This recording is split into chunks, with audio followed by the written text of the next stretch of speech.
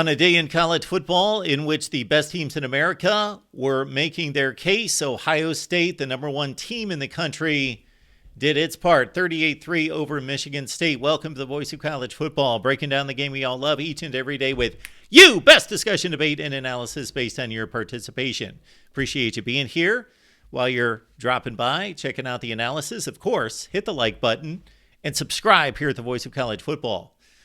All right, Buckeyes 38-3. They said all week, did the players, we need to start fast. These slow starts cannot continue. They know who's coming up in a couple weeks. They know who's coming up after that. Cannot start slow. So they came out on fire. Kyle McCord on fire. Yes, we understand the competition. Michigan State has not been good. However, they have shown some life in recent weeks. This team is fighting for Harlan Barnett. They do have some semblance of talent, and they have played reasonably well and competitive against everyone but Michigan, of course.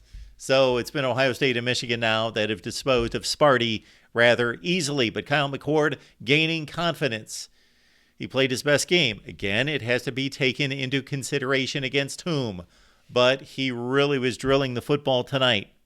Came out of the gate 15 of 18. That included a Marvin Harrison drop, and he immediately made amends for it. Marvin Harrison had another remarkable game.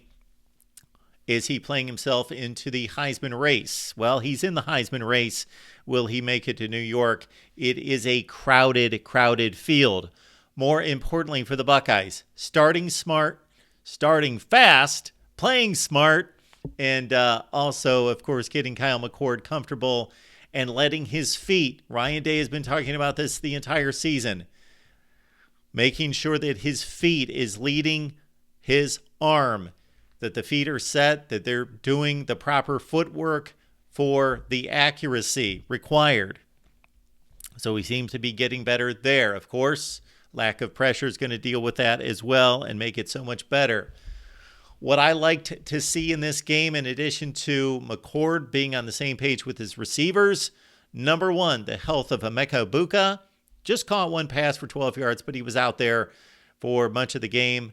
And then also Cade Stover, 7 balls for 79 yards for him. Need Egbuka, need Stover, got to take pressure and responsibility off of Marvin Harrison to give the defense other options to think about in the passing game. So that's number one. Well, McCord's number one. That situation's number two with the health of their top playmakers after Harrison. Point number three, Travion Henderson has been a remarkable beast in recent weeks. In addition to the flair for the explosion, the big play ability, he has shown the ability to be a tough runner. Did not expect that out of him, but he has delivered. What's most important in these games, I believe, against Michigan State and Minnesota, is to keep him in the rhythm, in the flow, but not overwork him.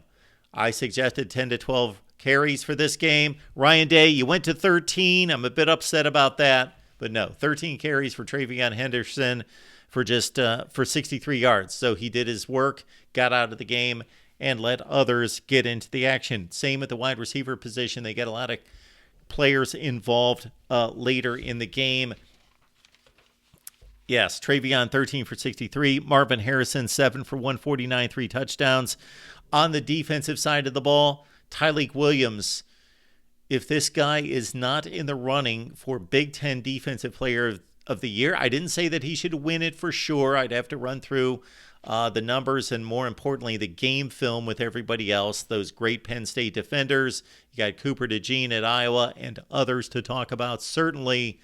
But he should be in the running. He should be in the consideration for Big Ten Defensive Player of the Year. He's been amazing. Sonny Styles is really showing what he is becoming as well, fulfilling that 5-star potential. The Ohio State defense went to work in this one, 3.2 yards per carry against the defense, and they gave up less than 200 yards of total offense at 182. And, of course, no touchdowns in this one. 38-3. Michigan State hit a long field goal after it was 21-0.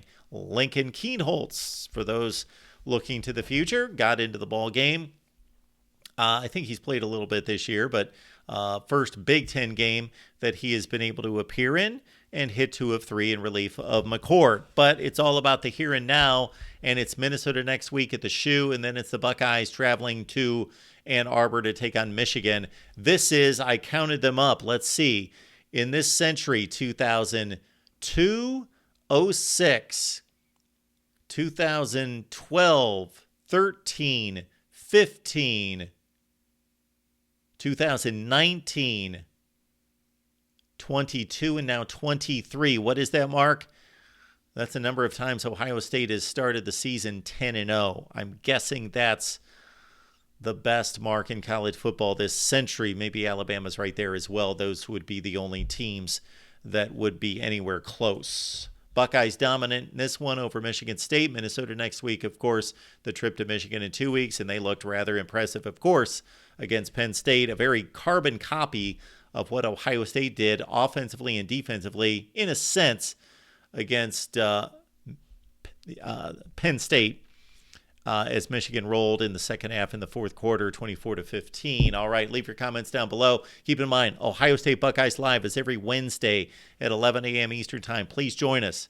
Join us live if you can. If you can't, it's right there for you to watch at any time. Buckeyes Live, Wednesday at 11 a.m. Eastern Time. Before that, we've got the Big Ten Live Show. It's right here on the main channel, 6 p.m. Eastern Time. 4 hours of Big Ten football talk every Monday at 6 Eastern Time. We'll see you then. And these last 2 weekends should be something else.